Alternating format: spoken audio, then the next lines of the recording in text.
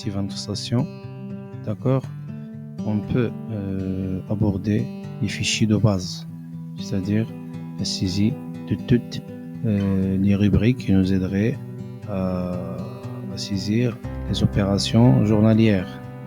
Par exemple, les produits, d'accord. Sur cet onglet, on a différents types de produits. On a les produits carburants, d'accord. On a les produits lubrifiants. On a les accessoires et divers produits. Et on a les filtres, d'accord. Donc, pour saisir n'importe quel type de produit, on clique sur le bouton nouveau, d'accord. On saisit la référence, c'est-à-dire le nom, ou bien un code quelconque. On a la désignation, c'est-à-dire par exemple bidon 5 litres, le prix d'achat, le prix de vente et le mode de TVA. Est-ce que c'est hors taxe ou bien TTC? Le taux de TVA est en valide. Très bien. Pour les cuves, c'est-à-dire les citernes en stock au carburant, d'accord. Cette fenêtre nous aide à saisir toutes les cuves situées à la station. Donc on clique sur nouveau pour saisir un nouveau, d'accord. Le numéro doit être différent de des numéros déjà présents dans la base de données. Le type de carburant qui contient cette cuve, bien sûr, cette cuve, d'accord, l'unité, le volume maximal, d'accord, le volume initial, c'est-à-dire le volume dont on a commencé la saisie dans le logiciel, d'accord.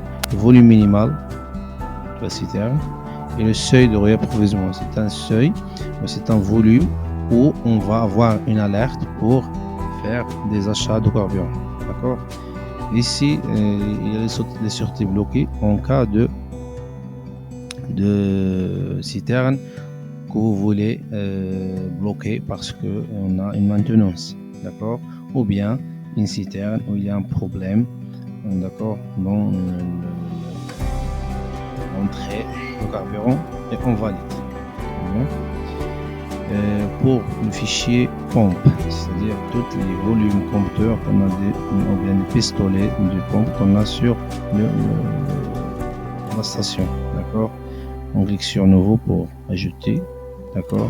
Numéro de pompe, toujours il doit être différent des numéros déjà existants, d'accord. Le îlot, c'est-à-dire à quel îlot appartient cette pompe. Cette pompe est connectée à quelle cuve, d'accord. Le carburant, c'est automatique, par exemple, on clique sur et voilà, c'est le gasoil parce qu'on a déjà paramétré cela dans les cuves.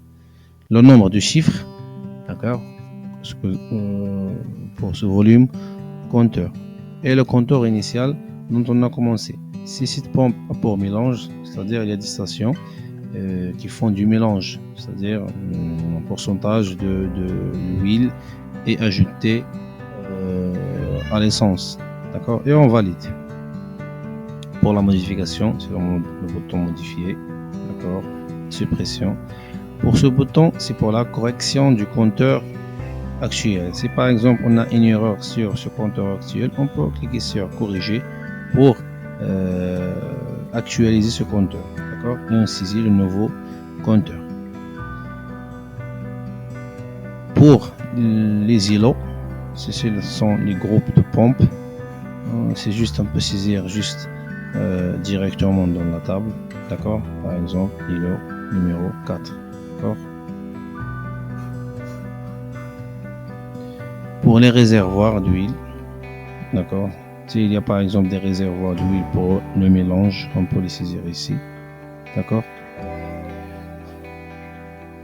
Pour les intervenants, c'est-à-dire les pompistes ou bien les secrétaires, les vendeurs, les responsables de lavage, d'accord, on les saisit les informations ici avec le bouton nouveau et on saisit toutes les informations.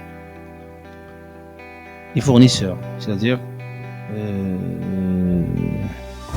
les sociétés ou bien les fournisseurs dont on a des factures, d'accord, pour créer un nouveau, d'accord, code, la réseau social, le téléphone, le fax, les mails et l'adresse, toutes les informations relatives au fournisseur. Même chose pour les clients, c'est-à-dire le client de notre station, d'accord? On saisit directement en cliquant sur le bouton nouveau, d'accord? Et on saisit toutes les informations nécessaires pour identifier un client, c'est-à-dire le code et la domination et le représentant, ainsi que le numéro de téléphone. Si ce client a déjà un solde initial, on le saisit ici. Très bien. Pour les trésoreries, c'est-à-dire les endroits où on stocke de l'argent, s'il y a une caisse ou une banque. D'accord? On clique sur nouveau. Le libellé, il est obligatoire. Le type, est-ce que c'est une caisse ou bien une banque? D'accord? Le code ou le RIB, d'accord? Le compte comptable pour nous aider pour les opérations de comptabilité. Le solde de réserve, c'est-à-dire le solde que doit rester. Par exemple, une caisse, tu ne veux pas qu'il soit à zéro, d'accord? Et le solde d'ouverture, par exemple, à l'ouverture de cette caisse, est-ce qu'il a un solde positif ou bien à zéro?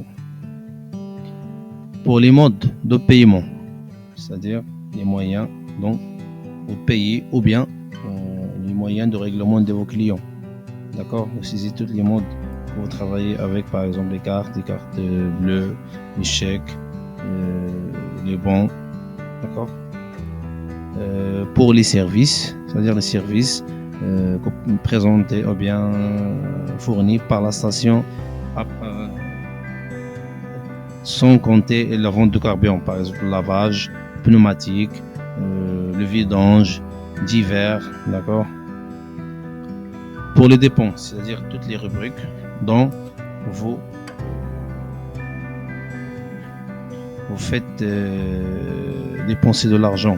Par exemple, les frais de téléphone, le loyer, l'achat des papiers pour la station, par exemple. D'accord?